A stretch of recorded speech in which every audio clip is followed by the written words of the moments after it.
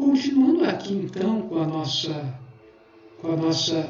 esboço de unificação, a gente pode começar a pensar em outras coisas.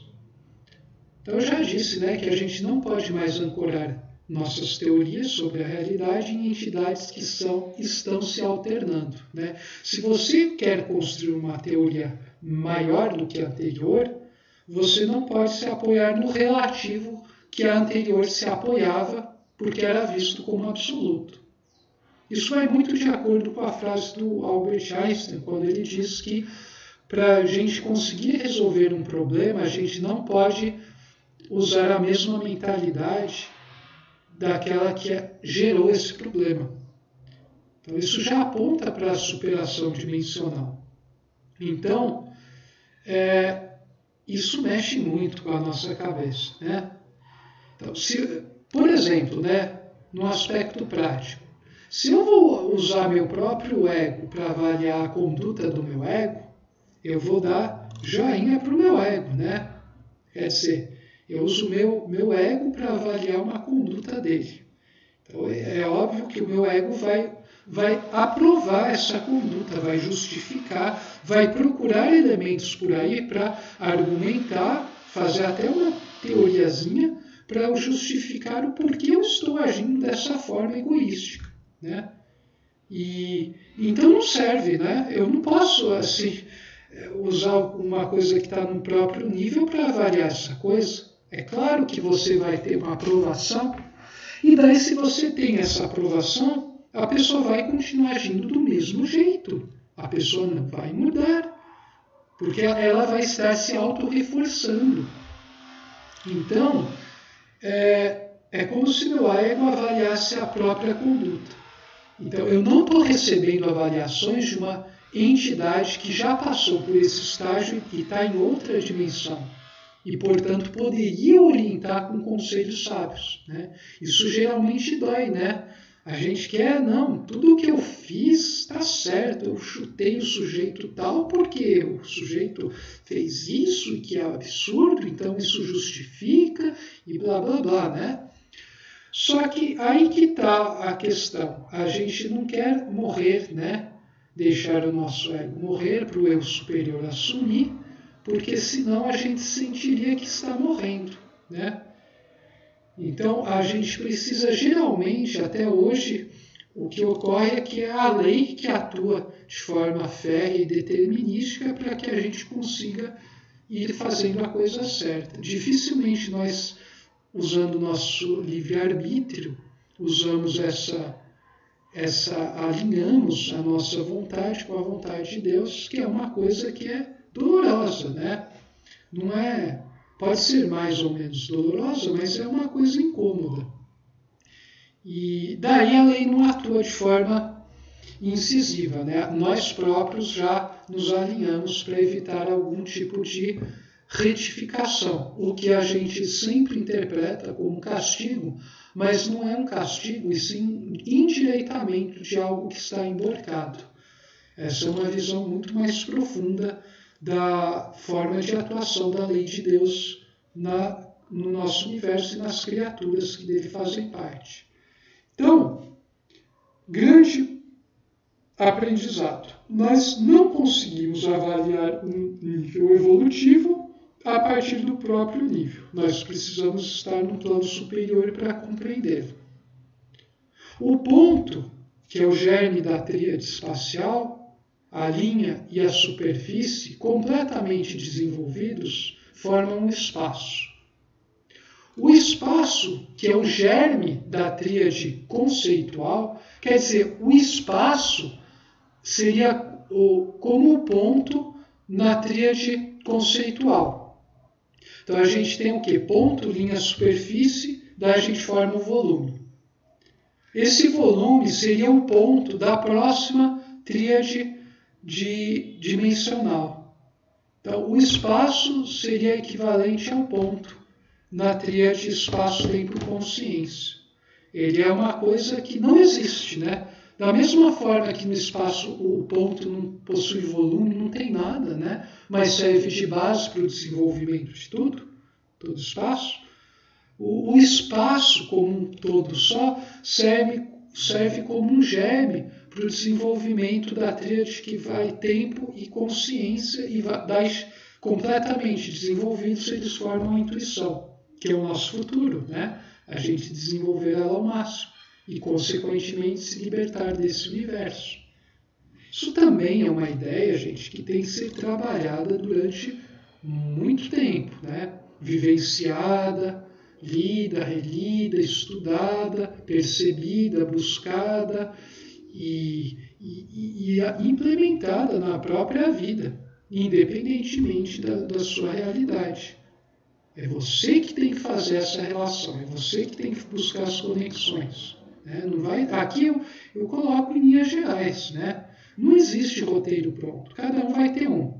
Então é você que vai ter que formar o roteiro para compreender o que está sendo apresentado aqui. É a coisa mais importante do universo e fascinante e concreta, diga-se de passagem. Né? Cada um a seu ritmo, claro. Então, esses movimentos que eu estou falando de diferenciação e depois integração, para você de novo diferenciar, é um movimento evolutivo. A gente percebe a ciclicidade nesse evolver das dimensões. E isso é muito interessante.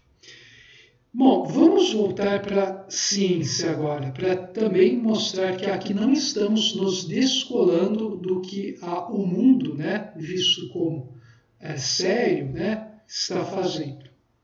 Daí, vamos voltar lá para o nosso Carlo Rovelli aqui e ver o que ele diz numa de suas entrevistas. Vejam só que interessante. O Rovelli, né, nessa entrevista que eu coloquei aqui, ele tem muitas observações. Daqui nessa fonte eu pego que o Rovelli cita uma antiga piada. A natureza está se comportando conosco como aquele rabino idoso consultado por dois homens para resolver uma disputa. Depois de ouvir o primeiro, o rabino disse: "Você tem razão." O segundo insistiu para ser ouvido. O rabino escutou e lhe disse: "Você também tem razão." Então a mulher do rabino, que escutava a conversa de outra sala, gritou: "Mas os dois não podem ter razão ao mesmo tempo." Daí, né, o rabino falou uma coisa só para deixar os caras doidos, né? O rabino pensou um pouco, concordou e ele concluiu. Falou para a mulher: "Você também está certa." Né? Parece até, né, à primeira vista, que isso é uma conversa de louco, né? A coisa não tem nada a ver, né? Quer dizer, nós construímos as nossas vidas acreditando que, de dois caras que estão se confrontando, ou um está certo e o outro errado, por consequência, ou vice-versa, né? Vai falar que os dois estão certos? Como assim? Como assim? E daí chega alguém que fala que, olha, não é possível que os dois estejam absolutamente certos. E o cara concorda, realmente, não dá para os dois estarem totalmente certos.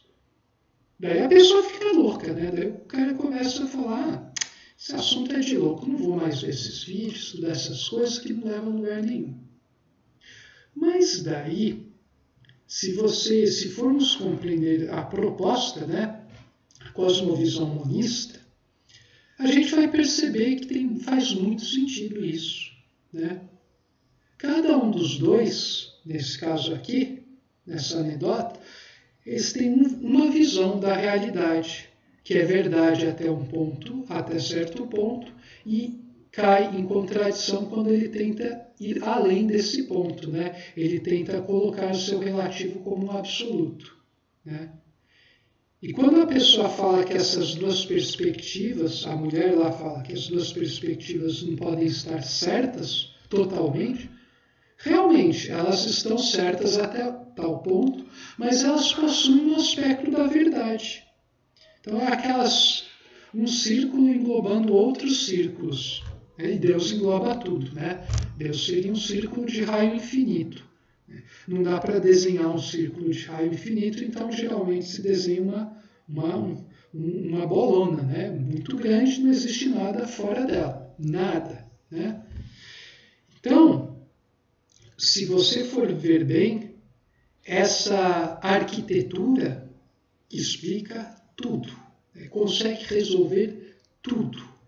Eu não encontrei nada mais brilhante, né, do que isso. Isso serve de base para várias coisas. Daí eu coloco no meu humilde texto de leigo, né, algumas coisas. Uma delas, uma verdade fechada, restrita à própria dimensão, e que se alimenta apenas dessa dimensão, é estática. E com o tempo tende a se extinguir. Isso é o que eu vejo muito, né, quando eu saio aí para o mundo.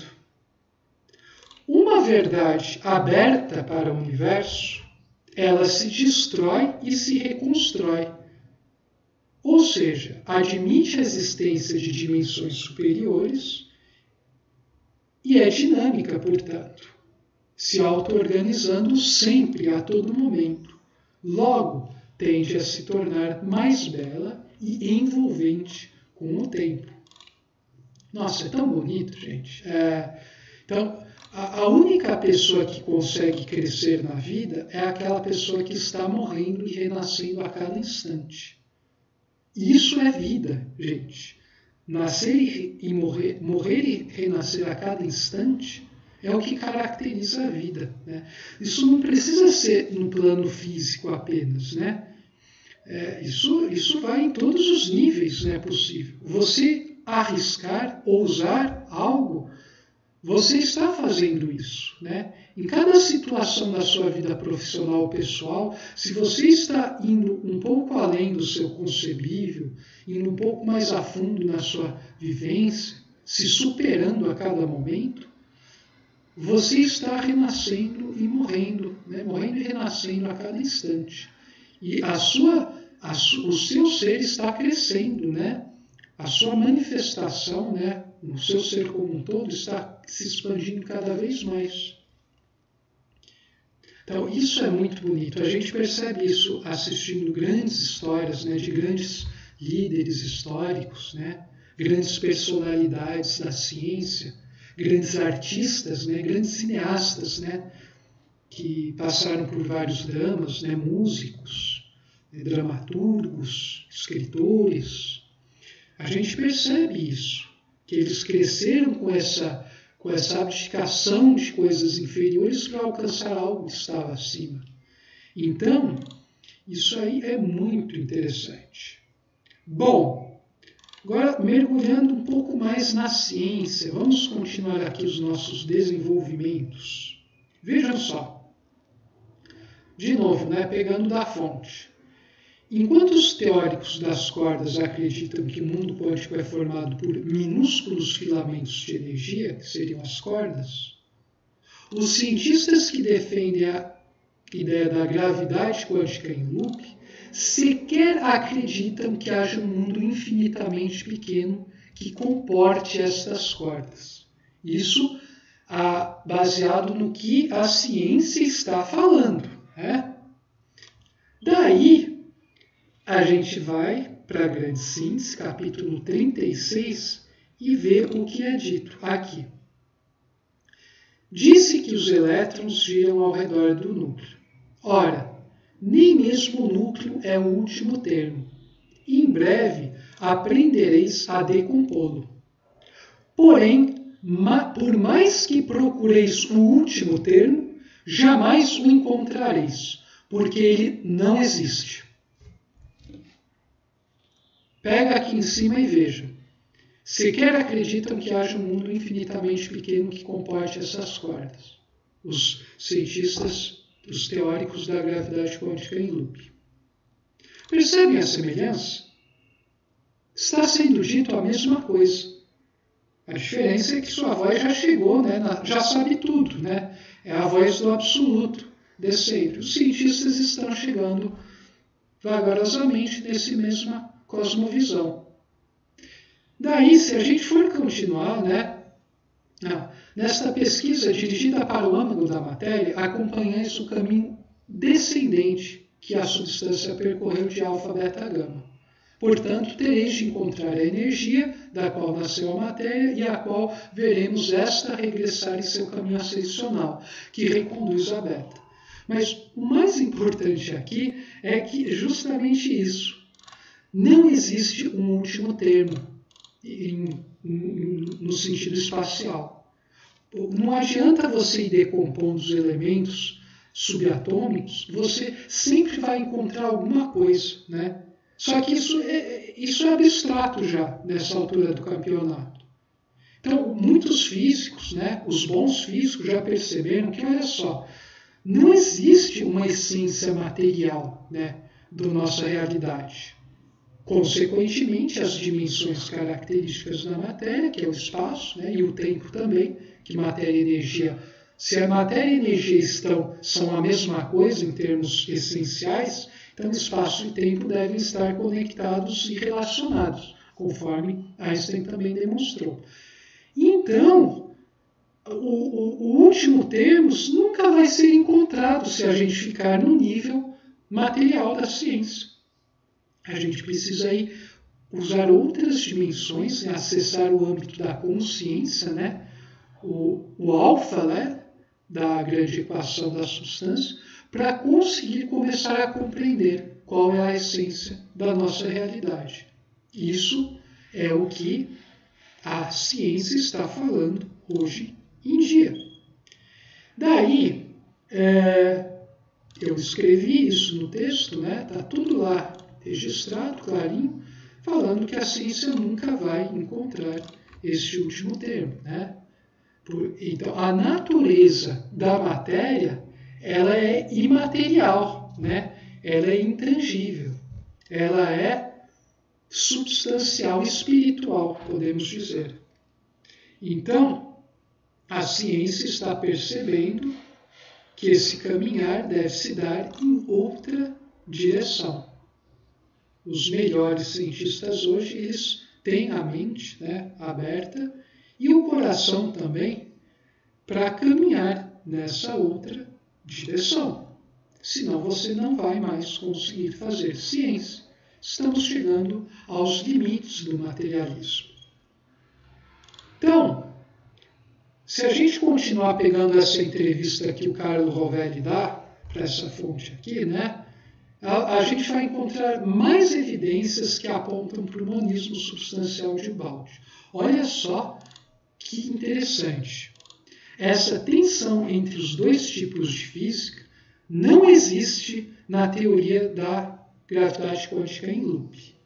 Então, não existe esse conflito tão atritoso nessa teoria. Então, já é um sinal de que parece que ela realmente consegue unificar. As duas conversam entre si. Isso é monismo, E daí o Rovelli explica, grifado aqui.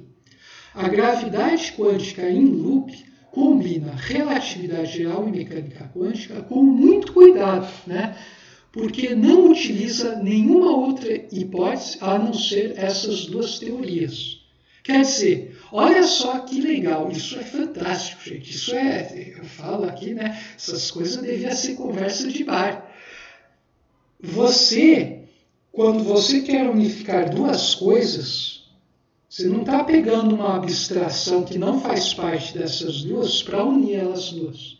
Você está pegando as próprias coisas, o que elas falam, e usando isso para combinar essas coisas, Então, a hipótese parte, pelo menos a hipótese de conexão parte das duas teorias. Daí dessas hipóteses você começa a fazer conexões. E isso, assim, claro, tem um monte de ciência por trás, que a gente não vai adentrar aqui. Mas a base para eles construírem essa teoria é justamente isso. Você não cria uma abstração que não faz parte desses dois polos. Você parte dos dois para gerar essa conexão.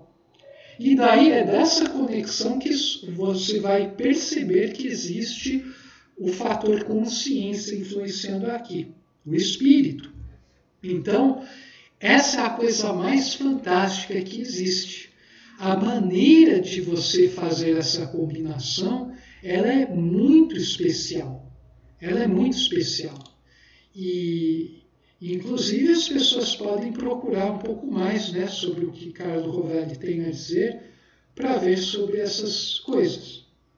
Daí, né, continuando um pouco aqui, ó, eu ressalto, né, as coisas estão relacionadas, então a gente busca estabelecer interconexões.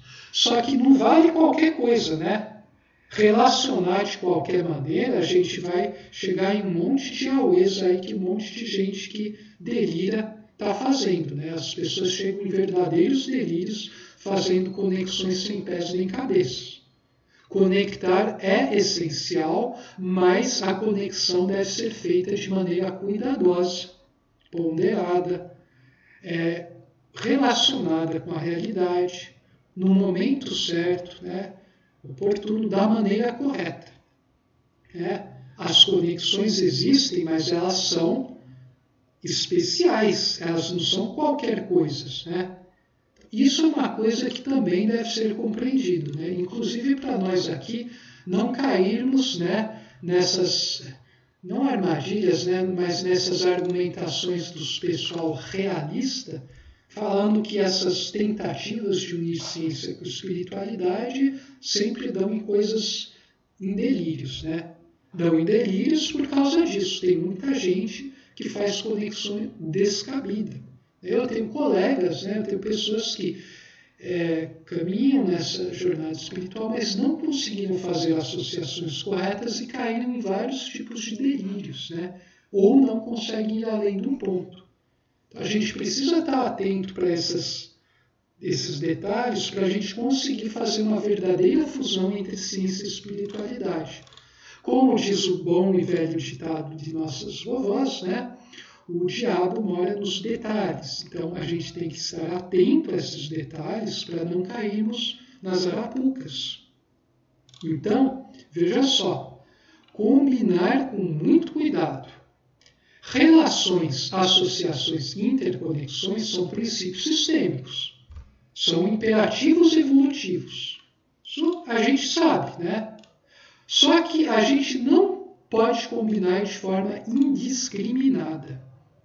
Existem várias combinações sem sentidos ou negativas, né?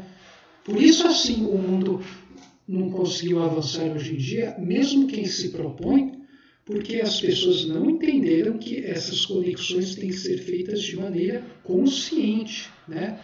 De forma clara e sem nenhum princípio egoístico norteando elas. Nós precisamos combinar de modo harmônico, extraindo o melhor de cada parte e potencializando o todo. Eu colocaria nessas palavras. Então, vejam só que interessante. A questão é criar sinergia, né? O todo é maior do que a soma das partes, e não uma interferência destrutiva. E quem fez isso da maneira mais fantástica, até hoje, né? Não que outros não tenham feito, a meu ver, o Baldi, né, com a sua obra e a sua vida. Por isso eu falo aqui sem parar do sujeito. Né? Não é porque eu elegi, né, um ídolo, né, e fico aqui caminhando, mas é que eu vejo que realmente quem conseguiu colocar até então, até hoje, o framework mais completo foi esse sujeito, através de sua obra e de seu martírio, né? Aqui nesse mundo. Daí, esse framework é fantástico. E daí, para quem aqui ainda não está familiarizado, vamos pegar aqui e definir framework. Em linguagem de programação, né, quem trabalha na parte de ciência da computação, framework é aquilo que está na base de um sistema funcionando como um suporte. Ele permite compartilhar um conjunto de código entre aplicações e oferece algum tipo de funcionalidade. Então, eu posso fazer várias coisas, né? Vários algoritmos que fazem coisas diferentes, tem funções diferentes dentro do mesmo framework. Isso é a definição, né? Se a gente expandir e universalizar isso, a gente está falando que o quê? O framework seria alguma coisa que pode sustentar a criação de teorias, né, na ciência. Então, o que o Bauch apresentou foi um framework para a humanidade se apoiar e se desenvolver nos próximos muitos milênios, que sua voz fez, né? Bauch sempre foi guiado por sua voz. Então, isso vai para além das teorias, né? Por isso se fala, o Gilson Freire fala numa metateoria, uma teoria que alberga todas as outras teorias. Então a gente está aqui diante de algo realmente assombroso, assombrosamente grande, maravilhoso, fantástico e importantíssimo para a humanidade continuar avançando. Bom, daí continuando aqui, né, pegando a entrevista lá com o Rovelli. Com a relatividade geral, aprendemos que o espaço não é mais uma caixa rígida e inerte. A grande síntese bate, sempre fala, deixa isso muito claro. E daí ele é mais parecido com o campo eletromagnético. Então ele fala que o espaço, na verdade, é um campo. Olha só que interessante. E um campo, geralmente, ele é não palpável. Um imenso molusco imóvel em que estamos imersos, um molusco que se comprime e se retorce. Então a gente começa a falar em elasticidade, até plasticidade do tecido espacial. E ele parece que ele tende a se extinguir com o tempo. Isso é um cientista que está falando isso, tá, gente? Daí, né, vamos pegar o livro Problemas do Futuro, capítulo 19, Espaço Curvo e Sua Expansão, lá do Pietro Baldi. Olha só o que ele fala a respeito disso. No sentido objetivo, um espaço vazio não teria dimensões nem medida, constituindo um indefinido e um indefinível, em que nada se pode distinguir enquanto aí não se gere alguma coisa. Um espaço vazio é somente uma possibilidade em potência, em que nada está ainda realizado. Então, o conceito de espaço vazio não existe, né? É uma mera possibilidade. Um espaço sem matéria não é espaço. Eu preciso da matéria para eu existir. Vocês já ouviram aquela frase, né, que uns apaixonados falam para suas amadas, né? Eu não sou nada sem você. Você é o sol da minha vida. Sem você eu não existo. Vocês já ouviram essa frase? É uma frase, é muita na literatura, né, na poesia, está na arte. Bom, a ciência está falando a mesma coisa, né? Traduzindo para uma linguagem científica, a gente teria o que está sendo apresentado aqui. Um espaço vazio, né, sem matéria, ele não existe. Por isso, na grande síntese, é dito, né, que quando surge um, surge outro. Quando você surge uma fase, você precisa, simultaneamente, surgir a dimensão característica dela, que é a média. Vocês entenderam? Isso é fantástico, né? Então, o espírito, que é a fase espírito do nosso universo, precisa ter a dimensão correspondente, que é a dimensão consciência, para conseguir mensurar o espírito. E a fase consciência, a dimensão consciência, ela não é uma coisa do âmbito da física, e sim da metafísica. Aí ele fala aqui, né? O espaço real existente em sentido objetivo é dado pela matéria e nasce com ela por concentração dinâmica. Gente, isso aqui é coisa que foi tirado lá de um baú profundíssimo do absoluto. Se você for ler com cuidado e compreender o que está sendo dito, você vai ficar doidão aí. Isso é melhor, isso é muito bom, gente. Você pega uma taça de vinho, né? Uma taça só, você vai no seu escritório, lê isso, pega esse vídeo, pega os textos, fica olhando isso, faz até uns esboços assim, começa a refletir no assunto, né? Talvez, né, você comece a ver, pensa assim, nossa, realmente, isso faz muito sentido, né?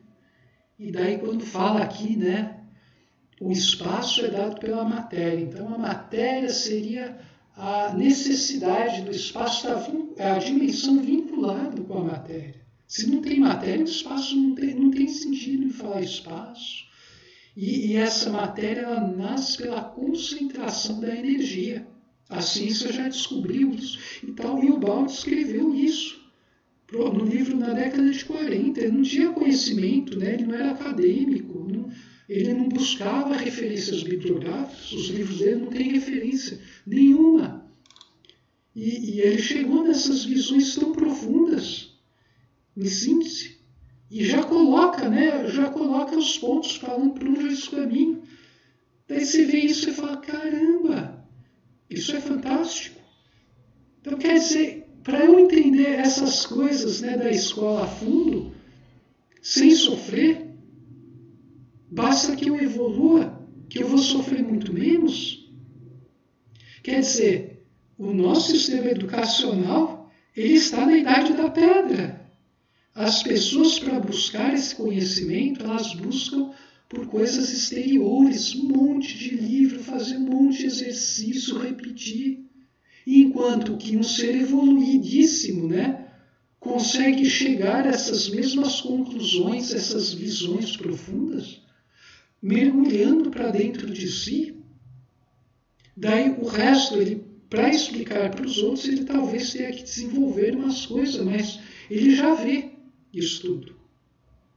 Isso é fantástico, porque a gente percebe que a forma das pessoas geniais de trabalhar é de dentro para fora, não de fora para dentro. Quanto mais genial a coisa, menos referência você tem. Vocês pegam esses grandes cientistas, eles geraram suas teorias revolucionárias buscando o mínimo possível de coisas externas. Eles buscaram coisas externas para se apoiar, mas o verdadeiro salto foi interior, que depois eles usaram esses poucos referências para relacionar e fazer alguma outra coisa. E hoje em dia a gente vê o contrário, né? As pessoas que nem macaco, né? Os acadêmicos que nem chimpanzé, escrevendo paper com 500 referências. Então, para escrever uma coisinha, para afirmar e ser aceito pelos meus pais, eu preciso ficar anos lendo um monte de coisa e entender. É um caminho muito lerdo, é muito sofrido, né?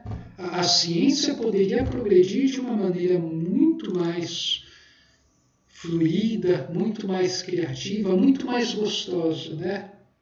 Mas o mundo ainda não entendeu isso. Bom, daí, no mesmo livro Problemas do Futuro, a gente encontra coisas interessantes. Vejam só isso. Disto decorre que, quanto mais concentração de matéria se gera, tanto mais o espaço se centraliza e se acentua, isso é, se torna restrito. Buracos negros, quanto mais a matéria se gera, né, acaba se concentrando, mais o espaço se centraliza, mais ele se curva e ele fica acentuado, tornando ele restrito. Dá para casar isso com a teoria, né, com toda a teoria de buracos negros, né? E daí ele fala que eis como ele se pode contrair ou expandir, isso conforme a matéria. Quer dizer, da mesma maneira que a matéria se comprime, né, e se expande, o espaço também tem essa característica. Então, olha só que interessante. Se o espaço se concentra, né, se condensando, forma-se matéria.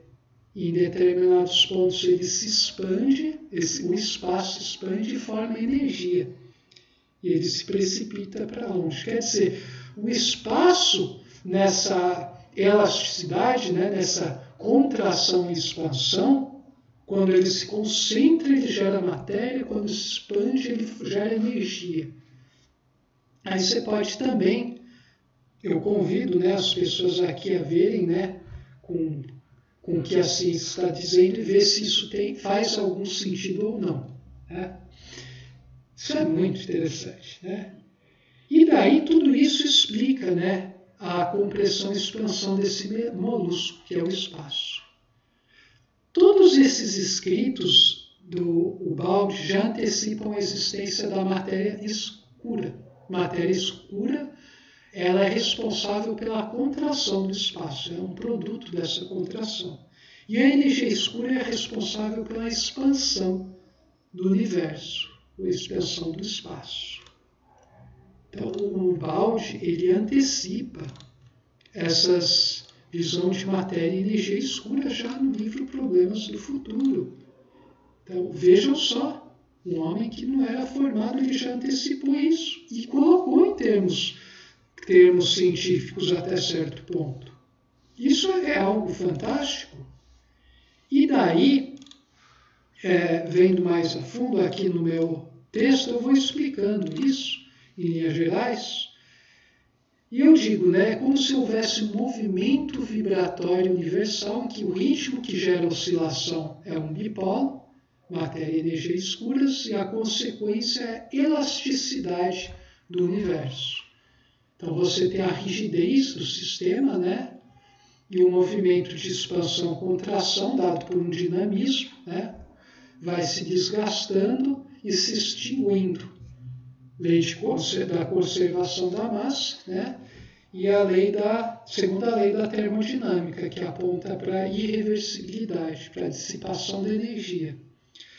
Então, isso dá para a gente relacionar várias coisas da engenharia, né, da termodinâmica, da física, da mecânica dos sólidos, com essa cosmologia da física, com a cosmovisão máxima teológica de Ubaldi. Então, essa irreversibilidade, essa degradação do mundo material vai gerando um universo espiritual. Daí, vendo tudo isso, eu concluí, né, quando eu me maravilhei com essas coisas, eu concluí o seguinte: o brilhantismo do apóstolo de Gubbio é realmente algo invulgar. Né? O apóstolo de Gubbio é o nome que o Gilson Freire carinhosamente deu a Pietro Baldi. É um brilhantismo fora do comum. Eu nunca vi uma coisa assim na minha vida. É uma coisa muito louca, né? Algumas pessoas, né, se virem eu falando dessas coisas desse modo, vão pensar que eu fiquei doido, né, ou preso numa modinha.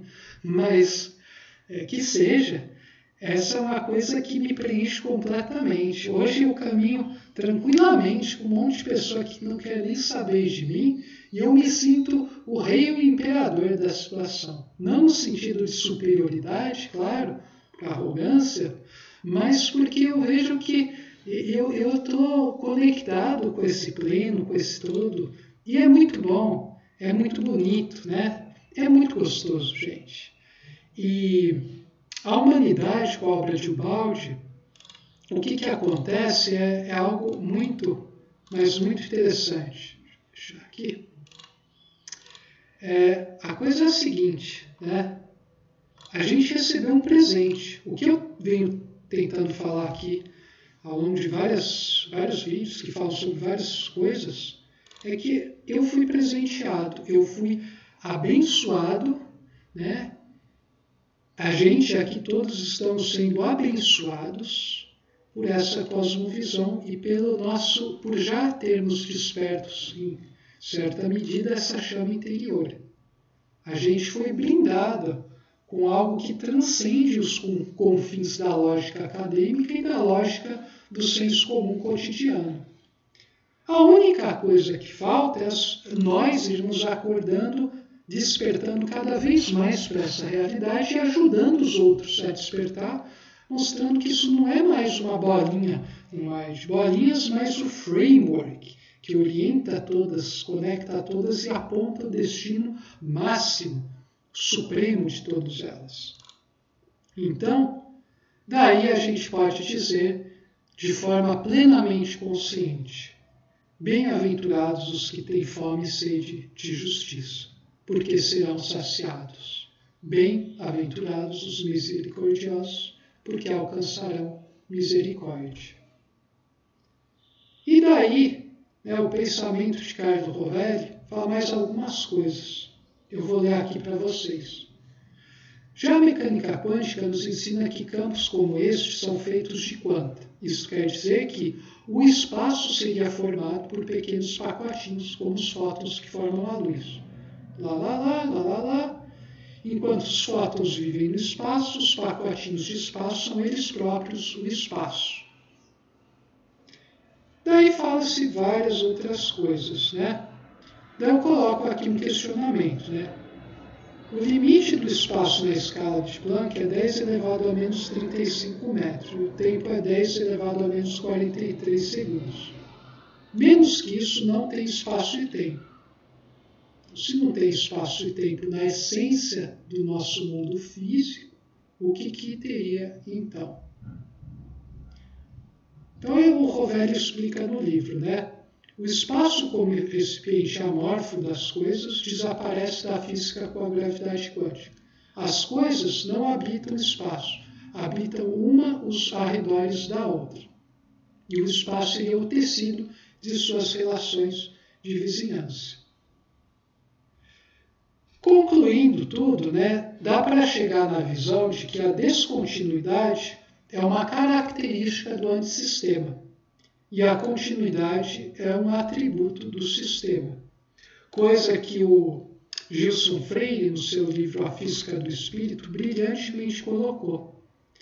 Então, quem tem interesse em ver mais a fundo tudo isso, pode ler o livro A Física do Espírito, de Gilson Freire, que traz essa brilhante conclusão de que a continuidade é uma característica do reino de Deus, do Espírito puro. E a descontinuidade, a quantização das coisas, é uma característica do antissistema, do nosso universo decaído. E com isso a gente fez aqui uma breve introdução, né?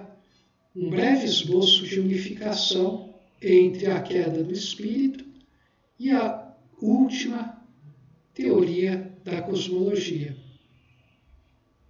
Bom, a gente fica por aqui e a gente se vê na próxima. Espero que isso tenha sido útil e divertido para muitos. Saudações fraternas.